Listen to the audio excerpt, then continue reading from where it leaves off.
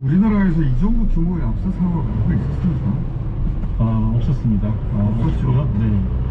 비슷한 유래를 찾아보는 것도 그 가까운 거로 따지면 이제 2005년도에 그 성주 시민가요제 해가지고 시민운동장에서 네, 그러면 입장을 맡고 있다가 그 관리인이 대책 없이 내리막길 순식간에 쏟아져 내려서 11명이 압사하셨고요. 그때도 10여 명이었어요. 11명이요. 예. 그때 사회적으로 엄청나게 그 반영을 일으켰고요.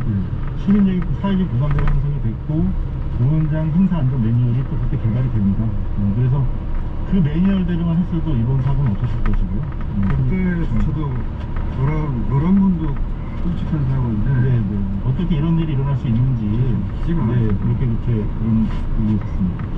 그러니까 이 정도 규모의 압사 사고는 제 기억에는 영국 축구장 혹은 뭐 다른 나라 해외에서밖에 그렇죠. 축구장에서 인원이 밀집돼서 네. 그런 정도 사고지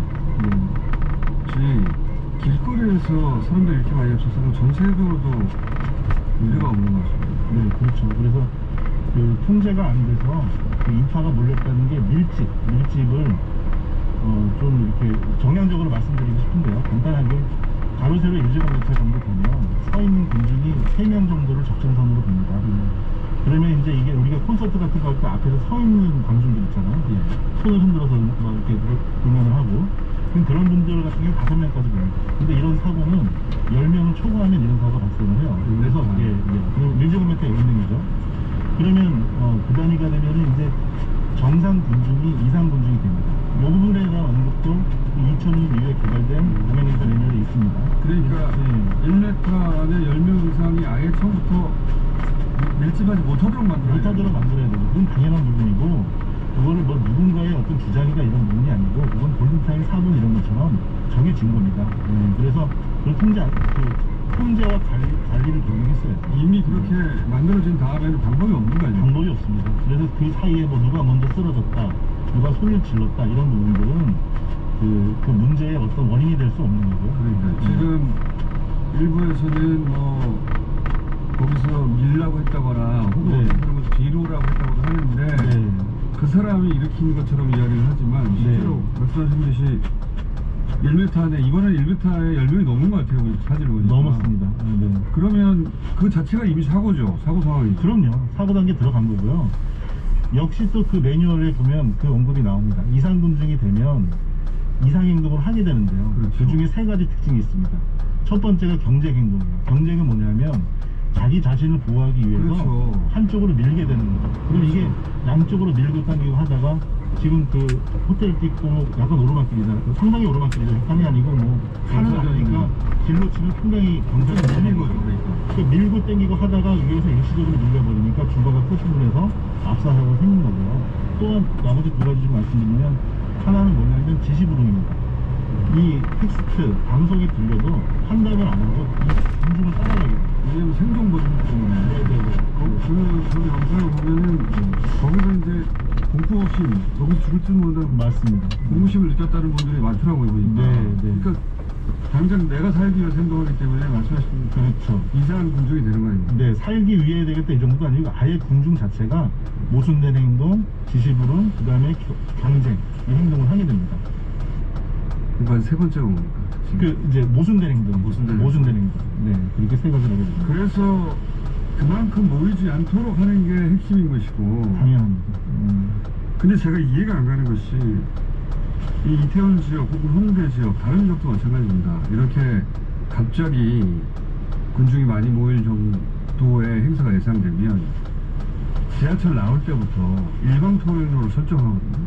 그 지자체 공무원들 혹은 경찰들이 나와서 폴리스 라인도 치고 그러니까 이번에 사고 난 골목도 예전에는 폴리스 라인을 치고 한쪽으로만 통행하게 했어요. 그래서 돌아가게 만든 말씀하셨다시피 1m당 10명 이상이 못 모이게 그 외에 일방통행 설정 이걸 안 했을까? 그 참 의문이에요.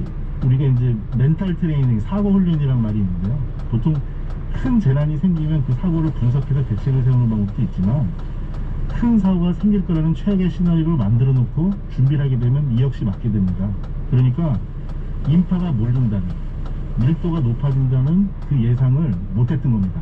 즉 일방 통행을 안 했다는 거는, 조치를 안 했다는 거는. 그래서 이 일면을 또 보는 게 뭐냐면 10시 15분에 최초 신고가 들어왔고, 그 이전에도 벌써 인파가 집중돼가지고 사고가 일어났다고 신고가 들어가고 있었고요. 사례 붙였다는 신고 부산에 들어왔다고 하죠. 네, 수시간의 시간 기회도 있었어요. 조치가 없었고요. 그리고 그 관할 소방대 도착하셨을 때 처음 도착해서 30분 단위로 대응 1단계, 2단계, 3단계 이렇게 보시거든요. 1단계는 소방서, 한 관할 소방서에서 소방력을 총동을 하는 거고, 2단계는 인근 소방서의 요청. 이 소방서라는 거는 9단입니다. 그리고 더 넘어가면 광역단위, 5단위로 넘어서 지원을 받게 됩니다. 최소한 30분 동안은 소방서 하나의 소방력으로 해결할 수 있는 문제라고 판단을 했던 거죠. 초반에는 이제 이 참사의 규모를 파악을 못했거든요. 파악을 못했다는 게 다시 말해서 이게 사전에 예상을 한 적이 없다는 거죠.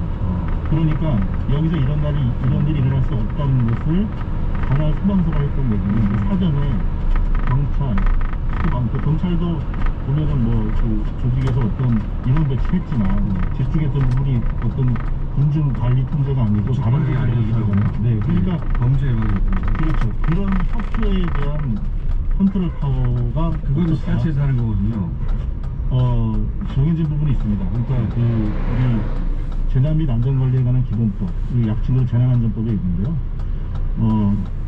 지역 축제에서, 지역 예. 축제는 단어 씁니다. 지역 축제에서 1,000명 이상이 모일 것으로 예상이 되면 예. 중앙행정기관의 장이나 지자체장은 그 행사 안전관리 계획을 세우고 수립하고 시행하도록 하고 있습니다.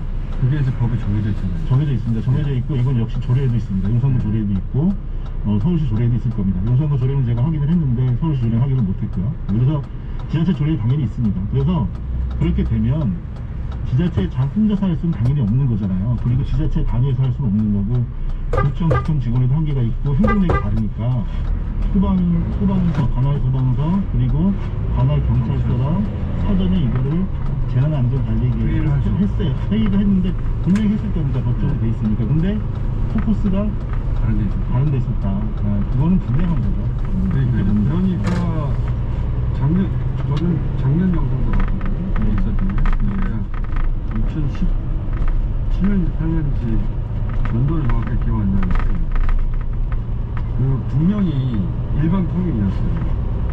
아주 오르막에 우편으로 작년에도 그랬던 걸로 아는데, 그러니까 해당 지역의 공무원들 그리고 뭐 소방 그리고 경찰은 그런 경험이 있는 겁니다. 네.